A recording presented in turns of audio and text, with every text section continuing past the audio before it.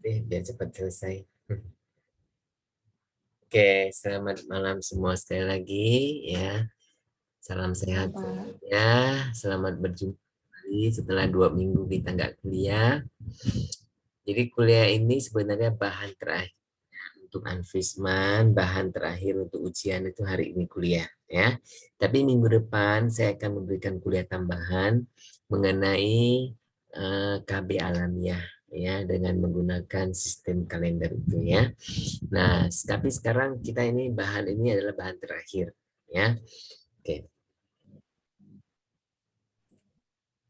Jadi sekarang kita membicarakan mengenai kehamilan ya kalau ada janin. Oke. Nah, stase-stase peringkat kehamilan dan perkembangan janin ya, yaitu stase pertama yaitu fertilisasi atau pembuahan, kemudian pertumbuhan embrio, perkembangan fetus dan kelahiran ya. Nah, setelah fertilisasi atau pembuahan, ya oosit atau telur dapat bertahan hidup selama 12 sampai 24 jam setelah ovulasi. Jadi ovulasi itu di mana sel telur itu dilepaskan dari ovarium ya. Nah, dia itu dapat bertahan sekitar 12 sampai 24 jam aja ya. Sedangkan sperma dapat bertahan hidup eh, di dalam sperma itu ya, di dalam eh,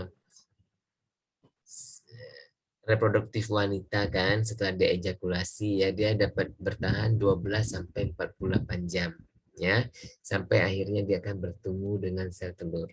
Jadi sel-sel sperma mesti berenang dari vagina sampai ke saluran uterin atau falopii ya untuk bertemu dengan sel telur ya.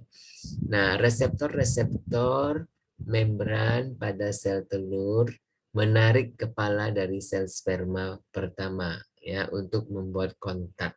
Oke. Jadi dia ada ketertarikan secara kimiawi ya. Nah, membran pada oosit mencegah kepala sperma kedua untuk masuk. Jadi satu telur hanya untuk satu sperma ya, dia monogami ya. Nah, oosit kemudian akan mengalami pembelahan meiosis yang kedua ya. Ingat bahwa oosit itu mengalami meiosis ya, tapi meiosis pertama kemudian sekarang baru rampung lagi dengan meiosis yang kedua ya. Nah, fertilisasi terjadi bila materi genetik atau kromosom sperma bergabung dengan sel telur ya, sehingga terbentuklah zigot. Karena masing-masing kan setengah N ya, 23. Nah, dia harus bergabung menjadi 46 ya, garis pasang. Jadi kalau kita lihat ini sel telur ya, oosit dia akan ditatangi banyak sperma kan. Sperma itu sekali lepas berjuta-juta ya. Nah, dia akan didatangi oleh banyak sperma, tetapi ya hanya ada satu sperma ya yang dapat menembus. Ya, yang lain nggak bisa menembus ya. Jadi hanya satu yang dapat menembus ya. Nah, setelah sperma itu menembus oosit yang kedua, secondary oosit ya. Nah, dia akan mengalami meiosis kedua ya. Dia akan membentuk ovum dan polar body yang kedua ya. Nah, sperma dan ovum ya, ini sperma ini ya, dan ini adalah polar body dan ini adalah ovumnya ya. Ovumnya itu akan melebur ya.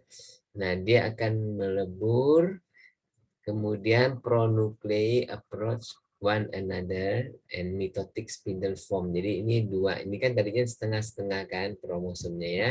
Nah, dia akan bergabung menjadi suatu zigot. Oke. Nah, itu mekanismenya ya. Zigot itu adalah sel pertama dari individu baru ya. Nah, dihasilkan dari persatuan antara DNA, sperma, dan oosit.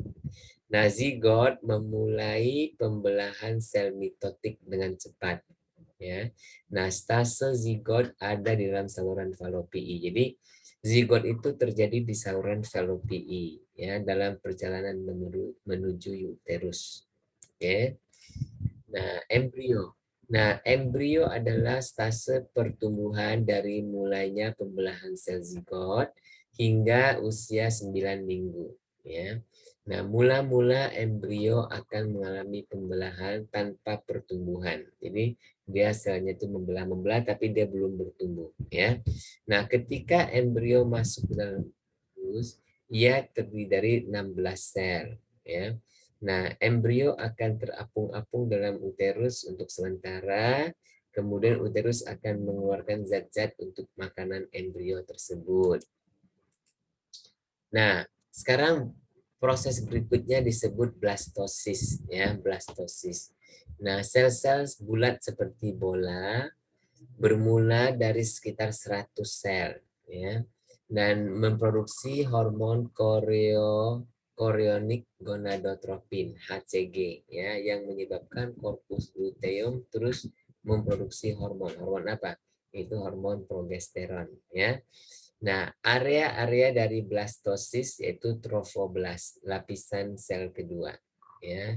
Jadi dia ada ini suatu blastosis ini dia ada lapisan trofoblast, ya, kemudian ada massa sel interna, ya, internas satu ini sel interna, ya. Nah, yang paling luar sendiri disebut zona pellucida, ya, dan di dalam itu adalah blastosel, ya. Nah, blastosis lapisan-lapisan tunas pertama yaitu primary germ layer akan terbentuk, ya. Nah, di sini ada yang lapisan paling dalam namanya ectoderm, lapisan tengah mesoderm, lapisan yang paling dalam itu adalah endoderm. Jadi ini ectoderm itu bukan dalam, ya, tapi lapisan terluar, ya, lapisan luar, ya, luar, tengah, dalam, ya. Kemudian blastosis akan tertanam di dalam dinding uterus pada hari ke-14 ke atas. Ya, jadi 2 minggu ke atas dia sudah mulai implantasi tertanam, ya. Nah, organ-organ yang berkembang kemudian dari ektoderm yaitu sistem saraf, epidermis kulit, ya. Dari endoderm itu terjadi mukosa, ya, sel-sel penghasil mukus dan kelenjar-kelenjar. Dari mesoderm, jadi mesoderm itu yang di tengah, ya, organ-organ lain seperti jantung, paru-paru dan sebagainya.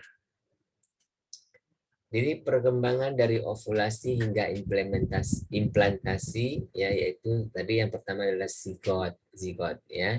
Kemudian 4 sel stage masuk, dia kemudian sudah banyak dia harus membelah diri, ya. Kemudian dia banyak-banyak itu namanya morula. Morula habis itu menjadi blastosis, ya, early blastosis. Nah, late blastosis, oke. Nah, di mana kita lihat ada sel-sel trofoblast, ya. Nah, jadi dia sudah ada ovulasi di sini, kemudian masuk secondary oocyte, ya. Dia terus mengalami meiosis, kemudian mengalami fertilisasi dulu baru meiosis lagi, ya. Kemudian dia sampai akhirnya menjadi early blastosis, ya. Nah, itu. Nah, setelah implantasi, ya, perkembangan chorionic villi, yaitu jonjot-jonjot chorionik, ya, proyeksi dari blastosis, bekerja sama dengan sel-sel uterus untuk membuat plasenta, ya. Nah, embrio akan dikelilingi oleh amnion, suatu kantong yang penuh air. Tali umbilikal pusar akan terbentuk untuk menghubungkan embrio dengan plasentanya, ya, plasenta. Oke. Jadi kalau kita lihat pertama dia itu seperti ini, ya. Jadi dia ada trofoblast ini, ya. Kita lihat di sini ada amnion, cairan ruangan itu namanya amnion, ya. Nanti ada cairannya. Ya, di sini ada ectoderm, forming mesoderm, endoderm. Ya, ini embrio. Embrionya di mana? Ya, ini embrionya ya. Kemudian dia mulai ya ada korion ya, terbentuklah satu korion ya yang terus supply hormon kepada mereka ya. Nah, plasenta sendiri fungsinya adalah membentuk suatu pemisah antara ibu dengan embrio sebagai perlindungan, ya, menghantarkan nutrien dan oksigen, mengeluarkan zat-zat sampah dari darah embrio, memproduksi hormon-hormon seperti estrogen, progesteron, ya, hormon-hormon lain yang bertujuan untuk mempertahankan kehamilan. Nah, selepas minggu ke-9 kita sebut fetus ya, semua sistem organ sudah terbentuk pada akhir minggu ke-8. Nah, aktivitas fetus ialah pertumbuhan dan kematangan organ. Bayi mengalami pertumbuhan dan perubahan yang pesat pada saat itu ya. Nah, pregnancy atau kehamilan yaitu periode dari pembuahan sampai kelahiran ya. Nah, perubahan-perubahan anatomi pada waktu eh, hamil ini adalah pembesaran uterus.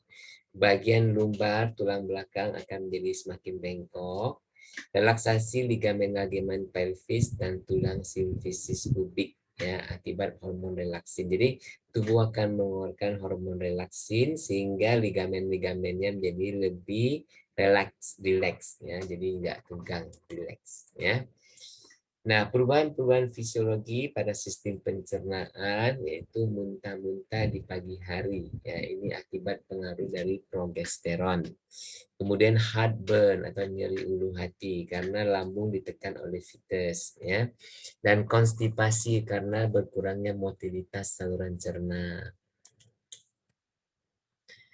Sistem ginjal dan urinari, kerja ginjal bertambah berat dan memproduksi urin lebih ya. Uterus menekan kantong kemih sehingga sering merasa kebelet yang kita sebut stress incontinence ya, stress incontinence. Pada sistem respiratori, mukosa hidung menjadi tersumbat dan bengkak ya, vital capacity volume udara yang masuk dan keluar paru-paru dan laju pertambahan pernafasan bertambah ya, karena si ibu ini harus mensuplai oksigen kepada bayinya ya, jadi dia harus lebih uh, volume udaranya harus lebih banyak ya, laju pernafasannya bertambah. Nah, sistem kardiovaskular, kadar air dalam tubuh meningkat ya, volume darah meningkat hingga 25 sampai 40% ya. Demikian juga tekanan darah, BP ya, blood pressure dan nadi akan meningkat. Nah, juga akan terdapat banyak ya pada wanita hamil adalah varicose vein ya, pembuluh darah vena yang melebar ya. Nah, ini sering terbentuk pada waktu kehamilan. Pada kelahiran anak itu parturisi ya, labor atau partus yaitu rangkaian kejadian di mana bayi akan dikeluarkan dari uterus keluar tubuh sang ibu.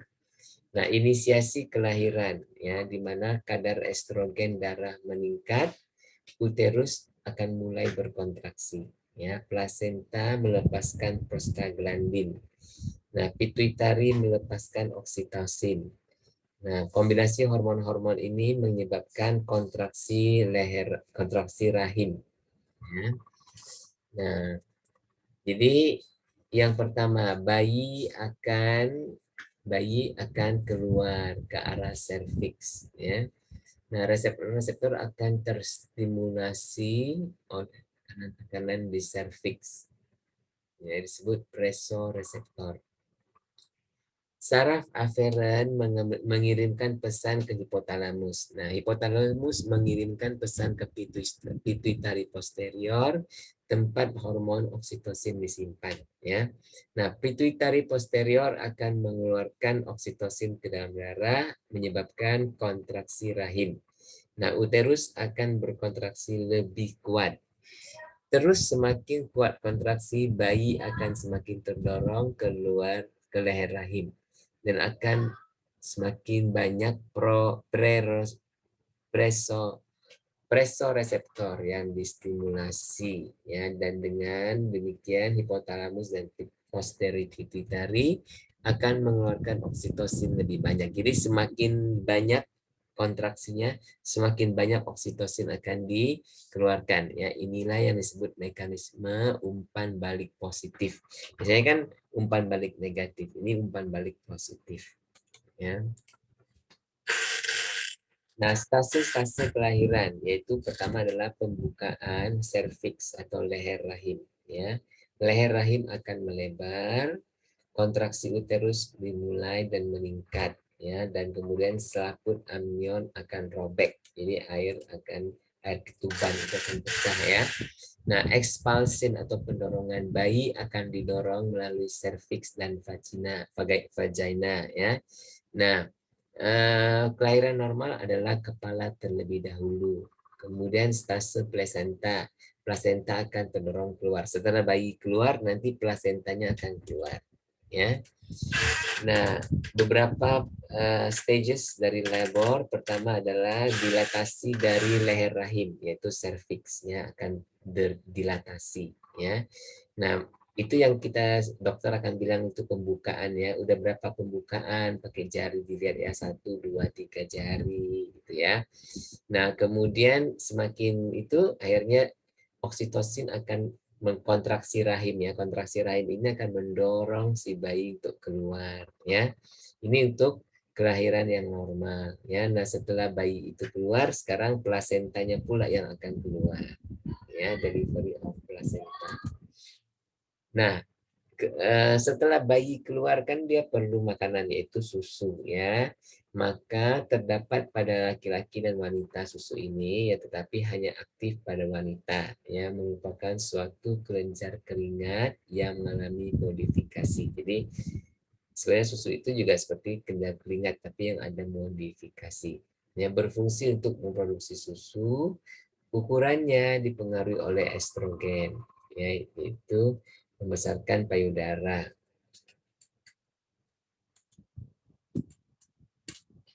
Nah, areola daerah yang berpigmen di tengah. Nipple itu puting susu, ya. Lobus struktur internal yang terjalur keluar dari puting susu. Nah, kelenjar-kelenjar alveolar, kumpulan-kumpulan kelenjar susu.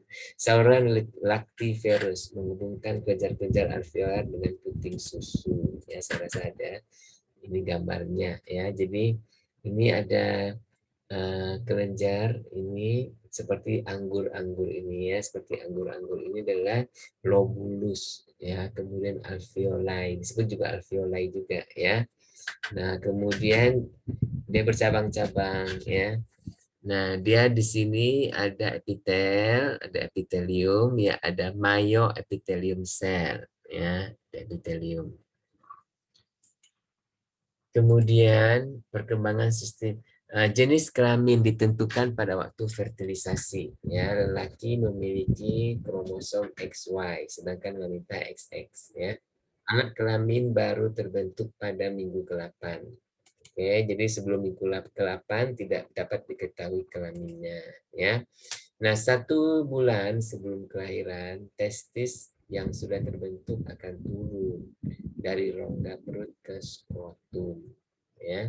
Nah, hormon testosteron menentukan diferensiasi alat kelamin, ya.